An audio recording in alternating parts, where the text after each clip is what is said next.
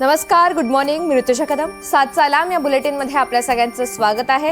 राज्यासह देश विदेशातील घडामोडींचा वेगवान स्वरूपात आढावा घेणार आहोत आणि काही महत्त्वाचे अपडेट सविस्तर पाहणार आहोत. मात्र त्यापूर्वी एक नजर हेडलाईन्सवर. महापालिका निवडणुकीच्या प्रचारासाठी आज शेवटचा दिवस. आज संध्याकाळी 5:30 वाजता प्रचाराच्या तोफा थंडावणार. 15 तारखेला मतदान तर 16 तारखेला मतमोजणी. मुख्यमंत्री देवेंद्र फडणवीस प्रचाराच्या शेवटच्या दिवशी नागपूर आणि पुण्याच्या दौऱ्यावर.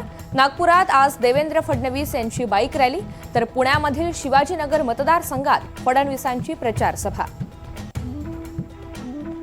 मनसे अध्यक्ष राज ठाकरे आज पुण्याच्या दौऱ्यावर. महानगरपालिका निवडणुकीच्या पार्श्वभूमीवर ठाकरेंची शिवसेना आणि मनसे उमेदवारांच्या प्रचार रॅलीमध्ये सहभागी होणार. आदित्य ठाकरे आणि अमित ठाकरे आज मुंबईमध्ये उमेदवारांच्या प्रचारार्थ एकत्र रोड शो मध्ये सहभागी होणार. तर आदित्य ठाकरेंची आज ठाण्यामध्ये भव्य बाईक रॅली. ठाकरे बंधूंच्या टीकेचा शिंदे फडणवीसांकडून जोरदार समाचार.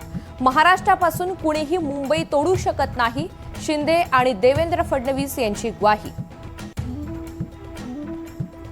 काहींनी माझी नक्कल केली, नक्कल करणाऱ्यांनी काकांची अवस्था बघावी काय झाली. देवेंद्र फडणवीस यांचा आदित्य ठाकरे आणि राज ठाकरे यांना टोला. दिवसभर नेटफ्लिक्स आणि जमेल तेव्हा पॉलिटिक्स. एकनाथ शिंदेंचा ठाकरेंना टोला. 25 वर्ष सत्ता होती, मुंबईकरांसाठी काय केलं ते सांगा, शिंदेंचा निशाणा. उमेदवारांना 15 आणि 5 कोटींची ऑफर. पैसे वाटपावरून राज ठाकरेंचा सरकारवर घणाघात. तर महाराष्ट्रभर पैसे वाटले जातात, इतका पैसा येतो कुठून, ठाकरेंचा सवाल. महापालिका निवडणुकीच्या पार्श्वभूमीवर ड्राय डे लागू. 16 जानेवारीपर्यंत दारूचं दुकान बंद राहणार, राज्य सरकारचा निर्णय. डोंबिवलीमधील तुकाराम नगरमध्ये भाजप आणि शिवसेनेच्या कार्यकर्त्यांमध्ये जोरदार राडा. भाजप कार्यकर्त्यांनी पैसे वाटल्याचा आरोप. राड्यात 2 जण जखमी.